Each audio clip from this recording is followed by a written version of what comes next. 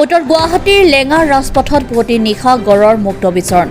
পুৱতি নিশা পাচলি গাড়ী লৈ যোৱা লোকে প্ৰত্যক্ষ কৰে এশিঙীয়া গড়টোক আৰু প্ৰায় 50 দশকৰ পিছত লেঙাত গড় মুক্ত বিচৰণ। উল্লেখযোগ্য যে কিছুদিনৰ পৰা লেঙাৰ সমীপৱৰ্তী দৰং জিলাৰ কুৰুৱা অঞ্চলত বিচৰণ কৰি আছে দুটাকৈ গড়ে আৰু বন বিভাগক স্থানীয় ৰাইজে বাৰে বাৰে জনোৱাৰ পিছতো কুৰুৱা ৰেঞ্জৰ বন বিষয়াগৰাকীয়ে কোনো গুৰুত্ব প্ৰদান নকৰাৰ অভিযোগ উঠিছে। এতিয়া অৰ্থাৎ অভিযোগ আনিছে ৰাইজে।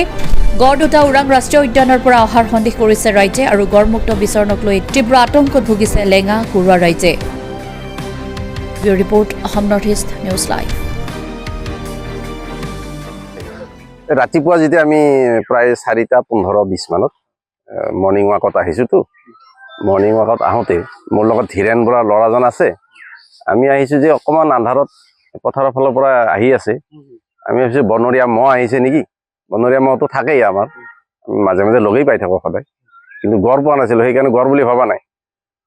যেতিয়া ওচৰত আহিল অলপ আন্ধাৰত অলপ আন্ধাৰ হৈ আছে, যেতিয়া চিনি পোৱা হ'ল আহি দেখিলোঁ যে গড়। গড় যেতিয়া হয় আমি ভাবিলোঁ কি কৰিম কি নকৰিম। ভালো লাগিছে দেখি ৰাতিপুৱাই এতিয়া লাইভ নাই, ভয় লগা নাই, কিন্তু আমাৰ মানে ইচ্ছা হ'ল কি মোবাইলেদি অলপ ৰেকৰ্ডিং কৰিব পালে ভাল আছিল। এনেতে গাড়ী এখন আহিল, গাড়ীখনে ৰেকৰ্ডিং কৰিলে। গড় এটা আছে। গড়টো আহি মথাউৰিৰে কিছু দূৰ মথাউৰি আহি তলত নামিল, এইফালে বস্তিত নামিল।